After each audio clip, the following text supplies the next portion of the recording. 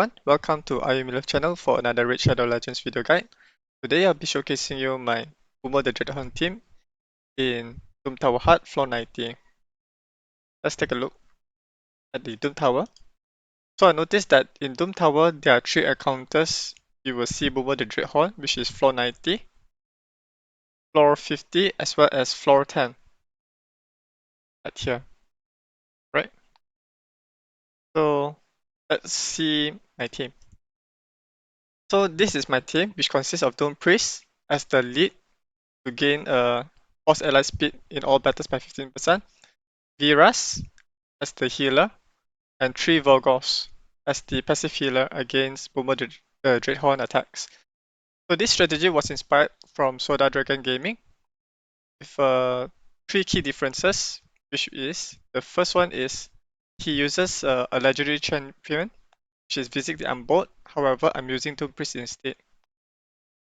So his strategy was to rely on decreased time meter to summons the Dread Bomb from the Dreadhorn passive skill. However, I'm using Visit the Unbold for my speedrun team. This is another alternative that you can use instead of using Visit the Unbold. The second key differences is I do not need to have all Volgoths to be in regeneration set.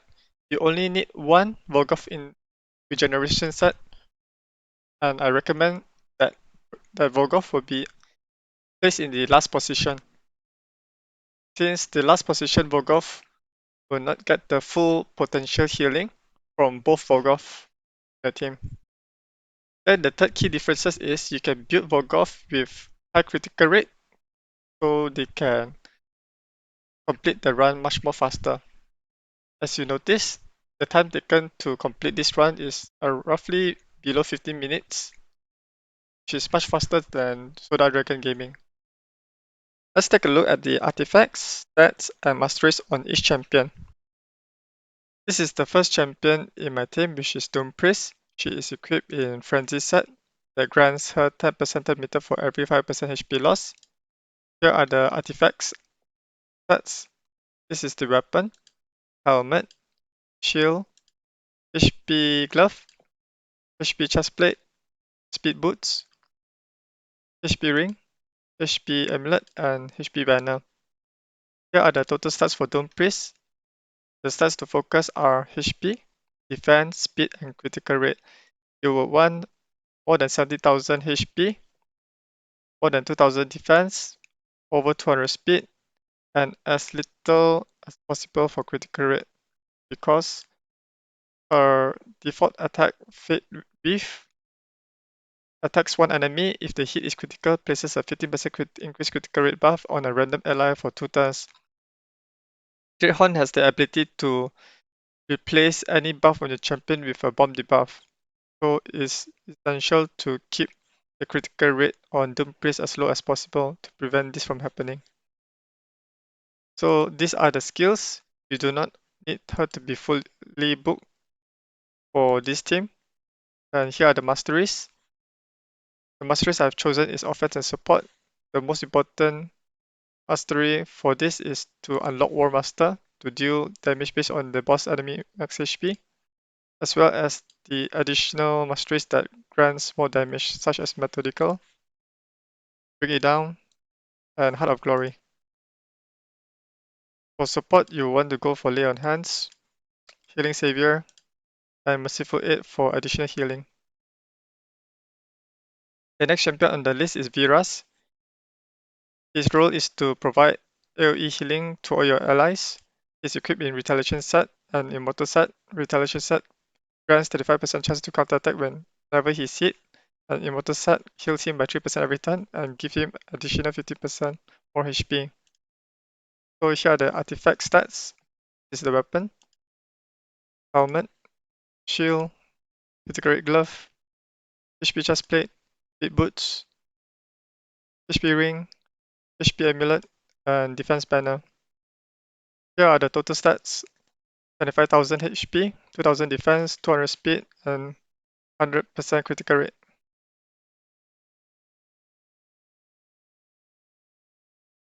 And these are the skills. You do not need Beerus to be booked. The most important stat for Beerus is to have his critical rate to be 100%, so he can heal all allies using his passive skill Cannibalism. He heals all allies by 10% of his max HP when takes a critical hit. And also critical rate allows him to go as many turns as possible, as his default attack will grant him 20% perimeter when he performs a critical hit or attack. So these are the masteries that I've selected for him. The most important mastery is to have War Master, as well as the Methodical, and bring it down for more damage. And for Defense Mastery, important to get a deterrence so he can counterattack as much as possible whenever his allies gets the stun debuff from the bomb debuff explosion. Also, you can get Retribution, counterattack the boss if he does a significant amount of HP to drop Beerus HP below 25%. And you can also get Rejuvenation, so he gains additional healing from Volgoths and Doom Priest passive skills. This is the first variation of Volgoth, which is equipped in Regeneration set and Immortal set. Immortal set grants him 3% heals every turn, while Regeneration set provides 50% healing every turn. This is the artifact stats: the weapon, helmet, shield, critical rate glove, HP chest, heat boots, HP ring, HP amulet, HP banner. Here are the total stats: over 7,000, 70,000 HP, more than 2,500 defense, close to 200 speed, and close to 100% critical rate. You do not need to have accuracy on Volgoth, as if he places a debuff on the boss, such as the Leech, this will allow the Dreadhorn boss to apply bomb debuff on him, which can kill him very quickly. You do not need his skills to be booked at all for this team to work. And here are the masteries. The most important mastery for this Volgoth is Giant Slayer, since his default attack can hit 3 times. And remember to get the masteries that boost his damage: Methodical and Bring It Down, Heart of Glory, and Single Out. And you can also get Retribution for him to counter attack, deal more damage. And get Rejuvenation for this Volgoth to receive more healing from other Volgoth. The Volgoth that is equipped in Regeneration set and Immortal set should be placed in the last position, since he will receive the least amount of healing. This is the second variation of Volgoth, which is same as the first and second. The second variation of Volgoth is to have them in Immortal set rather than Regeneration set, but it's recommended to have them in Regeneration set so they can heal faster and improve their odds of survival. So for these two Volgoth, they are built similarly. They will need to be in 2 Immortal set, provide them a total of 6% healing every turn, and additional HP, a combination of 30% more HP. Here are the artifact stats. This is the weapon, helmet, shield, critical rate glove, defense, breastplate, HP boots, HP ring, HP amulet, and HP banner. So here are the total stats: above 70,000 HP, 3,000 defense, above 180 speed, and close to 100% critical rate, and low accuracy. Here are the skills, they are not booked at all. And this is the masteries. So for this Volgoth, I selected offense and support mastery. Offense for Giant Slayer and all these masteries that increases the damage. And for the first and second Volgoth, you need to have it in these masteries that boost the OE healing from his passive skill, which is the Steadfast to increase his base HP, Lay on Hands to increase the healing, Healing Savior to increase the healing if the allies is below 40% HP, and additional healing if the allies is under stun debuff. The position of the team plays an important role. Go to the team setup, and as you notice, I've labeled each Volkov with the numeric number 1, 2, and 3. The Volkov with label number 3 is the one with a regeneration set, since he will receive the least amount of healing from the other Volkov. And the first and second Volkov will be in Immortal sets. And this is the Team AI preset. Doom Priest, you will need to disable the Mass Possession A2 skill, since it buffs all allies with increased attack, which you do not want on Bommal Dreadhorn. Beerus, you want to disable the A2 skill Lightning Strike, so he will use his default attack to benefit from this fills this champion's turn meter by 20% if this attack is critical. The A2 skill does not provide any benefit, so it's best to disable it. For all three Volkov, you want set the wave of revulsion to be disabled, and set it as the opener so you can clear the first wave of enemy quickly.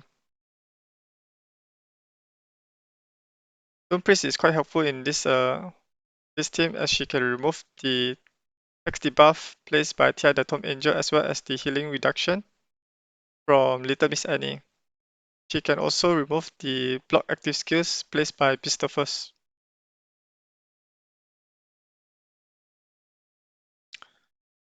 With all the champions in high critical rate, it helps to clear the first two waves much more quickly.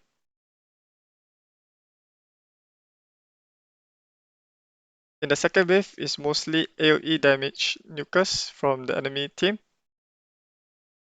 but this does not pose us any threat since we have 3 Volkovs here to heal all allies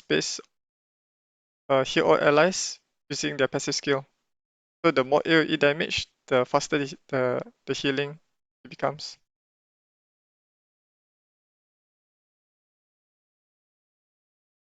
As you can observe, no champions here are in great danger as they are healing consistently.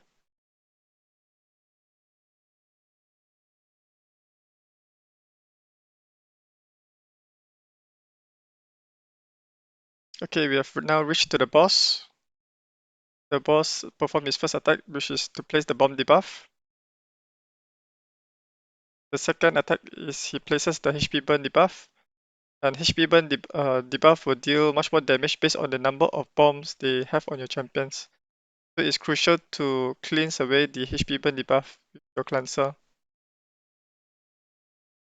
As you notice, the Dread bombs exploded, and it triggers Volgov's passive skill to heal everyone fully.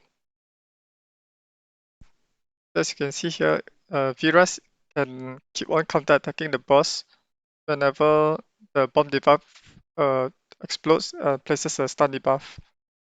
And whenever Beerus is getting hit from the boss, it will also counter-attack. So this helps to heal all allies quickly.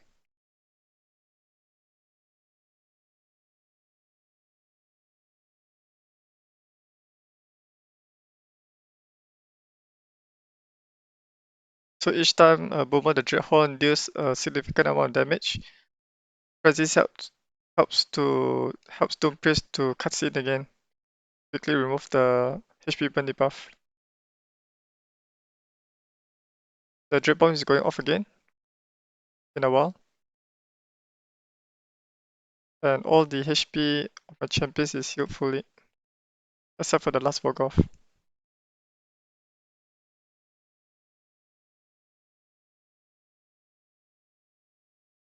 It's recommended to have your Volkov to be close, have their base max HP to be roughly the same, so they can be healed quickly. Do not have much difference because Drip Bombs will deal based on their max HP like 40% without a freeze debuff. So it's recommended to have all the Volkov at the same amount of max HP with a 5,000 HP gap difference.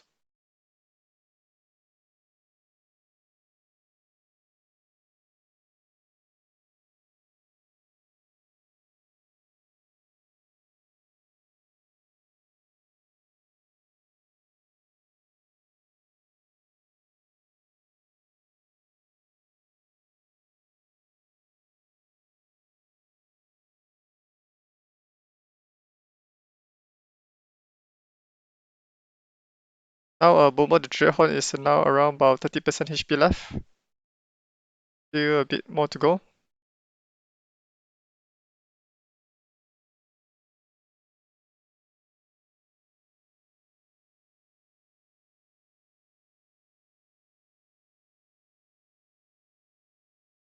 The timing of Doom Priest is quite nice here, since she can remove the stun debuff on Beerus first, or Beerus can counter attack.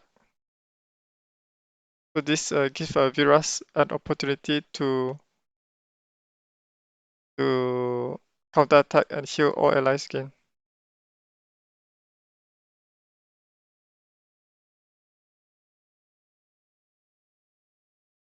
If your Volkov is dying early, probably he doesn't have sufficient defense or sufficient healing from the immortal sets.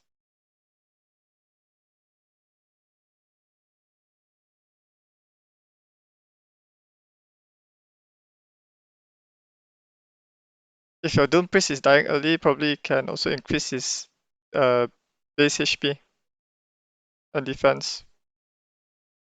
So that's basically it for the team. Before I forget, there is some updates that I've done on Ayumilove.net for the Bommal Dreadhorn guide. You can access the page through the side panel. Okay?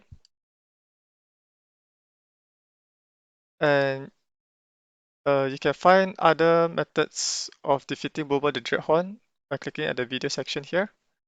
So this is one of the strategy shared by one of the Redditors, Ophelia, on Reddit. So he basically uses a Crimson Helm to solo Bommal Dreadhorn in Doom Tower Hard floor 90 by timing the revive on death and block damage skills. So if you do not have the opportunity to have 3 Volgoths, Viras and Doom Priest, you can use this champion as well. So Steel Gaming has created a video to cover this as well, on how the game mechanics works for Crimson Helm. You need Crimson Helm skills to be fully booked for the A2 and A3 skill, so her cooldown is low to execute the steps. Apart from that, there are other solutions you can try on, such as like utilizing deflection set to reflect bombs. You can also use, as I mentioned earlier, to use the Soda Dragon Gaming method, is the V6 down bolt. And you can also find a different type of team, which is a murdering, which uses a non-dupe champions that utilizes pure healing as well. And for solo Dreadhorn using Burangiri, I believe is not possible. I think the players tested until Doom Tower floor at 50. For Summer Jam curse, it requires very good equipment to solo the Doom Tower hard 490 boss, but it's not a 100% consistent win rate. And finally, I think you can also use the high resist tanky method, which is the traditional method discovered earlier Bommal the Dreadhorn introduction, where you just need to use champion who can apply decreased accuracy on the boss and build a high resist team to resist the HP burn and stun debuff. If you have any question on the Bommal, you can also post your comments here as well. Alright, that's all for it for now. I'll see you guys in the next video. Bye.